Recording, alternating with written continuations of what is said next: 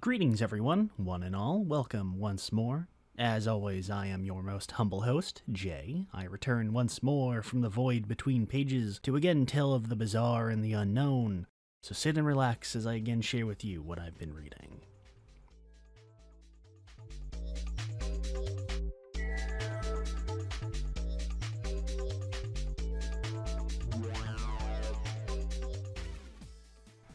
Ever since the dawn of written fiction and mankind's burning desire for entertainment, people have always pondered the hypotheticals of the crossover, by taking two different stories and asking themselves what it would be like if they were merged into one. And unfortunately, in that time, crossovers have become more and more oversaturated, quite to the detriment of our society. But in this numerous count, there have been hundreds of brilliant ideas. Two concepts that so naturally fit together, it's almost impossible to think of them apart. And comics are no exception, with the likes of works such as the DC and Marvel team-ups, and the subsequent Amalgam universe, G.I. Joe and Transformers, and Aliens vs. Predator. But there's an equal, if not greater, amount of utterly baffling crossovers, with settings that have nothing in common and have no reason to ever, for whatever reason, to meet. With such stellar examples as Spider-Man meets the cast of SNL, Transformers and the Terminator, Charles Barkley meets Godzilla, Judge Dredd vs. Predator, Batman vs. Aliens, Superman vs. Predator, Batman and Superman vs. Aliens vs. Predator. God, there is a lot of really fucking dumb Alien and Predator crossovers. Anyways, our subject this time falls firmly into the latter category. Two characters who have nothing in common, no crossover with demographics or narrative, and no good reason to have ever met in the first place. Archie Andrews and the Punisher. Archie Meets the Punisher, alternatively known as The Punisher Meets Archie in some printings, was a one-shot story co-published by Marvel and Archie Comics, and was released in June of 1994. Written by Batten Lash, co-drawn by John Buscema and Stan Goldberg, with inking by Tom Palmer and Barry Grossman doing colors, this story tells the story of, well, when Archie meets the Punisher. Now, with a concept this utterly bonkers, you might guess that there's some absolutely fantastical story behind its creation. A grand epic tale spanning incalculable swaths of time that led to the crossing of fates that ultimately brought us this tale. But by all accounts, there isn't. The story, as detailed in the editor notes, is actually more simple than you would expect. Archie editor Victor Gorelick proposed the idea, seemingly on a whim, in which Lash picked up and ran with it, drafting a script for the concept and submitting it to Marvel. Marvel, presumably having nothing better to do with the Punisher, agreed to the idea and began the process to get this strange little project off the ground. Red Fever, notorious criminal mastermind, is on the run. Currently wanted by the feds for his innumerable crimes, and the various mob families for being too much of a vile, greedy bastard for their standards, Red makes a mad break and runs off to the one place no one would ever think to look, the positively picturesque and borderline cliché picture of American life, Riverdale, USA. Once arriving, Red quickly discovers that he bears a startling resemblance to local screw-up Archie Andrews, and begins to use this to his advantage to weasel his way into Archie's social life in his bid to start a new criminal empire right in the heart of Riverdale, leaving poor, lovable Archie to take the rap for him once the mob comes knocking. But unfortunately for Red, Archie, the mob, and basically everyone else in Riverdale, he's not the only newcomer to town, as the Punisher is hot on Red's tail, and he's here to make life a living hell for everyone until he's done what he does best. It's interesting how seamless the crossover is set up without relying on the typical cliches of the format.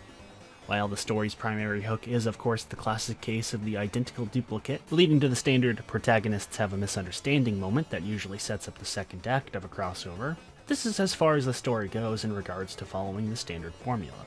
This, of course, largely is attributed to the vast difference between the nature of the characters involved. Archie doesn't really have any villains to speak of, or at least none that would make any sense to be involved with a crossover plot like this, and the inherently brutal and edgy nature of Punisher clashes so heavily with the general vibe of Riverdale that there just isn't really any villains who could make any sense being involved with either to begin with. Indeed, it's an absolute shock just how seamless the Marvel Universe and Archie are integrated, despite how incredibly different the two are all across the board. In fact, it's so seamless you'd think the two would have always been disconnected, although this is mostly owed to the fact that the story doesn't waste time with establishing the characters or settings. Lash starts the story with the, admittedly fair, assumption you'd already know who Punisher is and who the Archie gang are, and doesn't waste time trying to explain the characters beyond their own personal involvement in the plot. Punisher is treated as an established entity to the Archie gang. Everyone in Riverdale already knows who he is and why he's trouble, and we don't need to waste time to explain why. While Frank and his heterosexual life partner Micro have no idea where the hell Riverdale is, or what the town is like, this is entirely justifiable. After all, the average American isn't going to know anything at all about a completely random, unordinary town in an unspecified state, so why should Frank? The relatively realistic nature of Punisher helps with this, as there's very little contrivance you need to use to get him into the setting without needing to ask the logistical questions of how different should this universe be with a legit superhero existing in it be, that some similar crossovers raise. Then again, there's a literal actual witch living in Riverdale, so maybe not that far of a stretch. Despite the absolute absurdity that is this crossover's basic premise, nothing about it clashes much with the standard Archie formula. While it's certainly far more dramatic than the characters would typically be in the 90s, it certainly isn't anywhere crazier than modern-day Archie.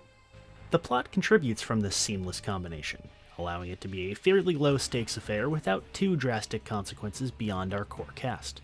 Red's scheme is a pretty standard take over the local crime scene plot, or in Riverdale's case create one, which gives Archie and the gang a reason to take action, and gives Punisher plenty of incentive to act. Aiding matters is that the story is tonally consistent throughout. The story and the overall concept are treated seriously. There's not a hint of irony or self-awareness to matters that you might expect from the bizarre premise. Nobody breaks the fourth wall or makes asides to the concept. There's no meta-jokes about how absurd and unlikely it is. The idea of Archie falling into the sights of a psychotic vigilante over a misunderstanding is treated as it's needed. It's not too serious, mind you. Archie and the gang still crack jokes overall, and silly things occur, but when guns are ablazing and people are in danger, everyone shuts up and acts accordingly. Lash also makes the smart decision and keeps Punisher serious throughout. He's here to frank some guys and not to have fun. While a goofy Punisher is fine and works in a goofy story, in a serious plot, Frank shouldn't be making quips or doing silly things. There are jokes made with Punisher, mostly Frank either being self-deprecating about the whole affair, more so near the end when he's forced to start palling around with Archie, or a comedic juxtaposition with his rugged, overly grim demeanor and the naturally cheery and cheesy vibe of Riverdale. It's very fast-paced, and utilizes the 50-ish pages it has fairly well, establishing the plot, moving the narrative to draw the protagonists together, and building to a climax with very little wasted time. It has some problems with utilizing this time, as there are a few scenes that aren't really necessary other than for a quick gag. This is especially bad with Red, as he doesn't have enough screen time to really establish him as a threat. We get some early scenes establishing him as a rude, conniving jerk with a grandiose view for Riverdale, but he spends a majority of the story just hanging out with Veronica at a high school dance and not really doing anything of worth up until the very end. The action sequences are numerous, but don't drag on long enough to feel too exhaustive. Everything flows together fairly well though, and balances the screen time between Archie and Frank near perfectly, keeping the plot flowing in a consistent manner even with the occasional speed bump. Lash does have a good grasp on the characters, having a good understanding of Punisher as well as the Archie crew, and manages to make them effectively work together throughout. Frank has a lot of good interactions with the denizens of Riverdale, and I do like how they start to grow on him. Indeed, there's a great moment early in the story where Frank starts longing for the picturesque, peaceful lifestyle of the wholesome suburban town, and it's a nice moment that doesn't spend too long harping on Punisher's backstory like some writers do. The art is also similarly way better than the story deserves. Goldberg's loose and bubbly, cartoonish renditions of the Archie style blend shockingly well with Buscema's grittier, realistic fare. The two are able to make their styles enhance one another, adding to the inherently bizarre nature of the story itself. This is done by having Buscema stick to drawing Punisher and related characters, and Goldberg handling the Archie crew. And although I would have preferred to see the artists swap casts, or have the art shift from scene to scene, blending it is the safest method that doesn't confuse the reader.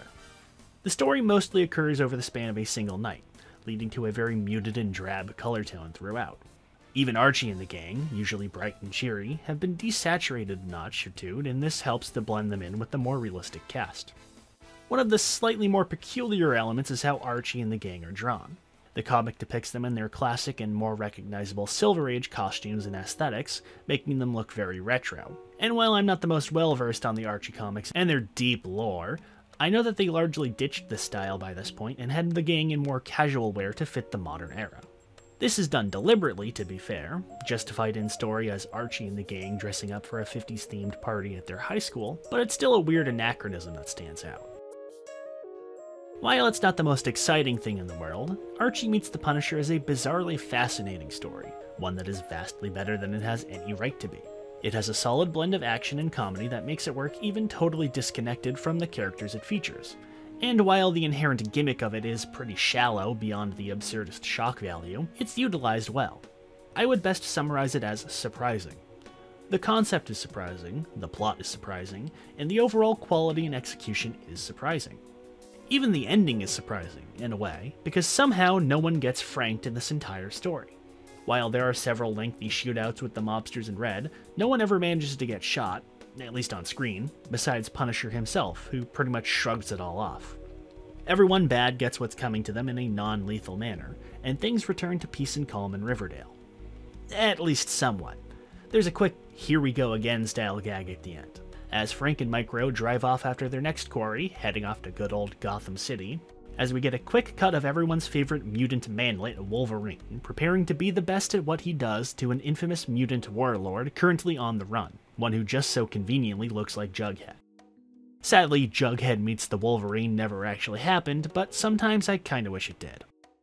I would give it a read. Even beyond the novelty value of the concept, it's a shockingly good story for what it sets out to be, and one you'll have fun with for the short length it occupies. You don't need to know anything about the characters beyond the bare-bone basics, as it conveniently avoids any messy continuity kerfuffles involving either characters, so it's very accessible. Thank you again for watching. My big secret project's taking a bit longer than expected, so you may see another regular episode or two before it's done. After 9 years in development, hopefully it will have been worth the wait. This has been Jay, and as I return to the void between pages, I look forward to when next we may meet, and I can share what else I've been reading.